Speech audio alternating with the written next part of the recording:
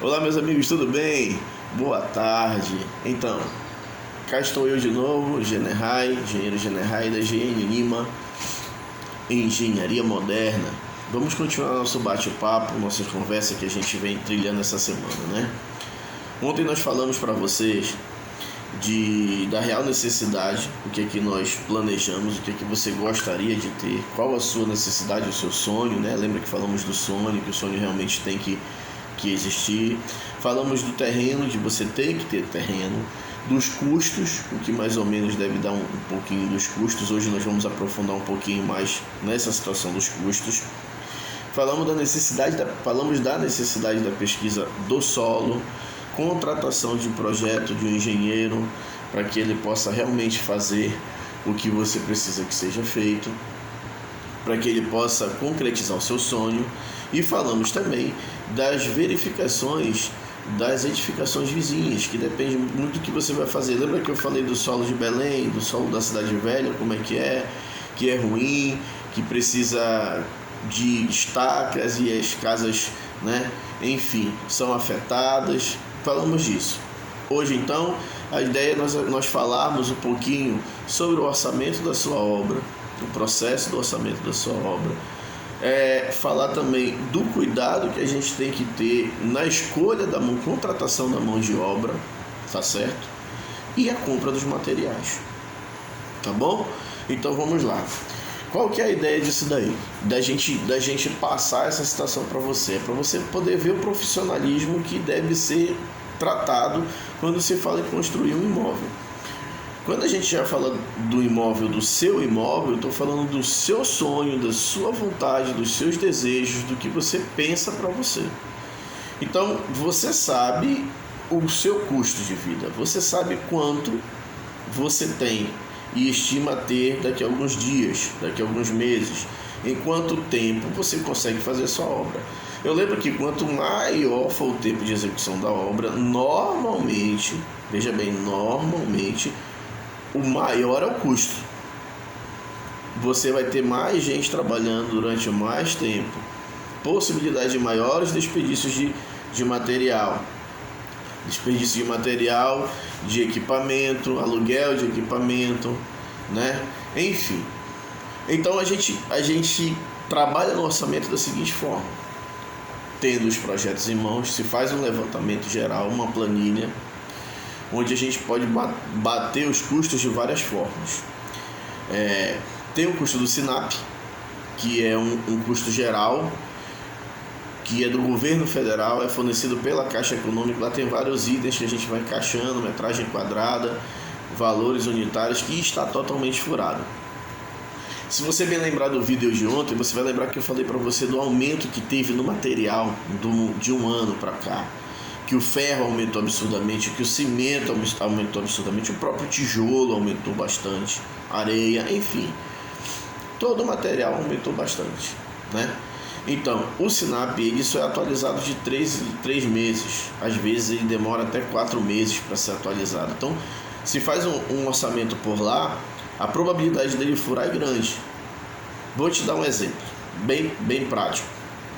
Lá tem um item chamado forro de PVC, que a gente costuma ver comumente hoje nas casas, fica bonito, e tem o forro de PVC de várias cores, que imita lambril, que imita mogno, que imita pedra, imita o que você quiser. Hoje eles fazem de qualquer jeito, e das mais variadas cores.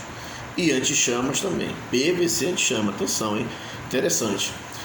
Aí você tem esses valores, que hoje lá no SINAP está em torno de R$39, executado já com mão de obra, com imposto, com tudo. Mas quando você orça só o forro, ele está custando o simples, o mais simples de tudo, o branquinho, liso, mais simples de todo, custando em torno de R$25, R$29 aqui na região de Belém. Um exemplo, região de Belém. Mas para você colocar esse forro, você tem que fazer uma estrutura, que pode ser de metalon ou de madeira, que está custando em torno de R$31. E ainda tem a mão de obra, que o camarada vai cobrar, se você for destrinchar o valor do forro, você vai ter que pagar um camarada da mão de obra na empreitada que a gente chama, vai cobrar R$25. Aí você compra o forro Porra, R$29, a gente já vai com R$54. A sua estrutura metálica custa R$31. Estrutura de metalon para apoiar ou de madeira, vai variar de 25 a 35, vamos botar 30 para facilitar nossas contas. Então você tem 25 com 29, você já está em R$54. Aí você bota mais 30, R$84 o metro quadrado do forro instalado. E o Sinap está dizendo que é 30. Aqui em Belém também tem a planilha do CEDOP, que ela é um pouco mais justa, porque é atualizada mais rápido. E aí ela vai buscar quase que esse valor aí. Então, se você tem um orçamento, um engenheiro que vai fazer o orçamento, ele não vai pegar simplesmente esse valor do forro e te repassar. Ele não vai chegar para você e dizer assim, ó, meu amigo, o seu forro, ele custa R$30 o metro quadrado. Não, ele vai colocar tudo que tem que se pôr. Quanto ao custo de mão de obra, e você vai ter uma realidade, sem o risco de você reservar R$1.000 para fazer, 20 metros, sei lá quantos metros de forro, e depois ele chegar para você, meu amigo, como é que eu vou te dizer, é que não vai dar esse dinheiro. E aí você vai tirar da onde esse dinheiro? Então, essa é um fato extremamente importante. O valor dos orçamentos. Se você tem um profissional que vai orçar, falei para você do forro, mas aí você tem toda uma estrutura, tem o tipo de tijolo da churrasqueira, o tipo de tijolo da casa, o tipo da laje, se ela vai ser convencional ou não, e assim por diante. Entendeu? Outra coisa que eu queria falar com vocês hoje é sobre o cuidado na contratação, na compra de materiais e na contratação da sua mão de obra. Veja bem, se você está tendo todo um zelo de contratar uma equipe de engenheiros, arquiteto/engenheiros, para você ter os projetos, para você ter um orçamento, para você ter um levantamento de material justo, aí você vai lá se aventurar na compra de qualquer tipo de material. Existem vários tipos de cimento, existem vários tipos de aço, existem vários tipos de tijolos, existem vários tipos de tintas, de eletrodutos, de cabos, de tomadas.